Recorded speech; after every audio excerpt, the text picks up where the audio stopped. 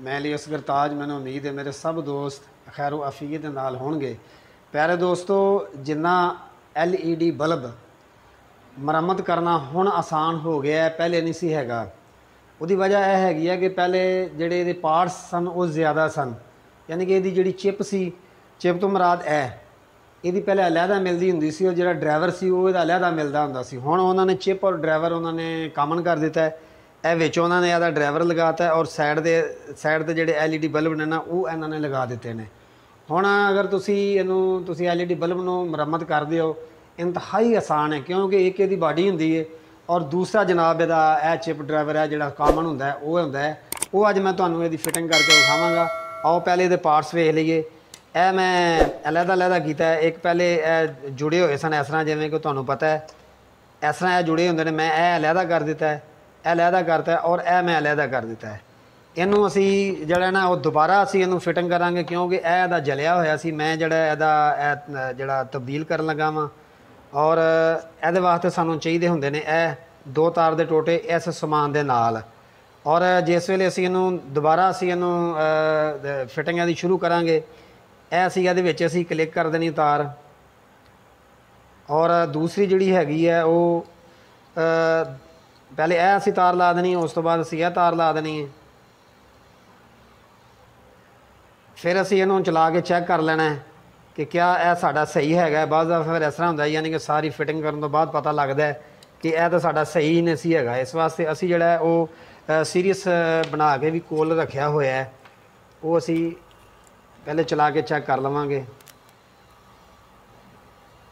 असी टेस्ट किया यह साडा सही हैगा। ਇਹਦਾ मतलब यह होया कि असी हुण इहनूं फिट कर सकते हैं। फिट असी इहनूं ऐसा करांगे कि यह 2 लवांगे। ऐसी तार असी पहले ही इहदे विच पा दित्ती है। तार पा के तो यह जी इनू बाडी दे विच असीं बिल्कुल हर के इनू ज़्यादा जोर नहीं लगाना, इनू इहदे विच क्लिक कर देना है।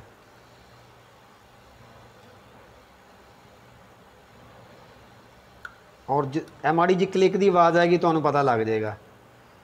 और उस तो बाद ਇਹਦਾ ਜਿਹੜਾ 2 चीज़ां ਇਹਦੀਆਂ ਹੁੰਦੀਆਂ ने, एक जिहड़ी पिन एक जिहड़ी तार है वो तुसीं इस पिन दे विच लानी हुंदी है। ਇਹਨੂੰ ਟੈਸਟਰ ਦੀ ਮਦਦ ਦੇ ਨਾਲ ਤੁਸੀਂ ਬਾਹਰ ਕੱਢ ਸਕਦੇ ਹੋ। ਔਰ ਜਨਾਬ ਇਹ ਤੁਸੀਂ ਜਿਹੜਾ ਸੁਰਾਖ ਦੇ ਵਿੱਚੋਂ ਇਹ ਤਾਰ ਬਾਹਰ ਕੱਢ ਦੇਣੀ ਹੈ। ਔਰ ਇਹ ਜਿਹੜੀ ਤਾਰ ਹੈ ਇਹ ਇਹਦੇ ਵਿੱਚ ਕਲਿੱਕ ਕਰਨ ਤੋਂ ਬਾਅਦ ਇਹ ਤੁਸੀਂ ਇੱਥੇ ਰੱਖ ਦੇਣੀ ਹੈ। ਔਰ ਉਸ ਤੋਂ ਬਾਅਦ ਜਿਹੜਾ ਇਹਦਾ ਕਵਰ ਹੈ, ਇਹ ਜਿਹੜਾ ਇਹਦਾ ਕਵਰ ਹੈ, ਇਹ ਤੁਸੀਂ ਇਹਦੇ ਉੱਤੇ ਕਲਿੱਕ ਕਰ ਦੇਣਾ ਹੈ।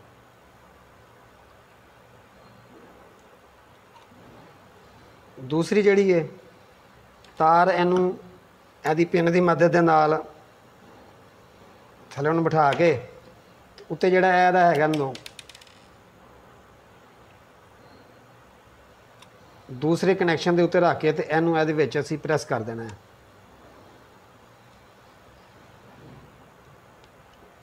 और जिस वेले असीं प्रैस इहनूं कर देना है, उस वेले जनाब इहदा असीं लावांगे कवर। हुण असीं इहनूं चला के चेक कर लवांगे।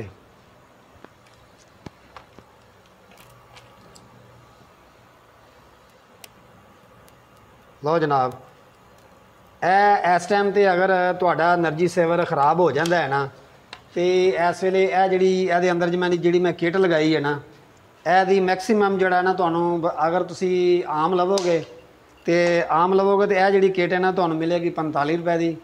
अगर तुसी अच्छी वाली लवोगे यह तुहानूं मिलेगी तकरीबन 65 रुपए की।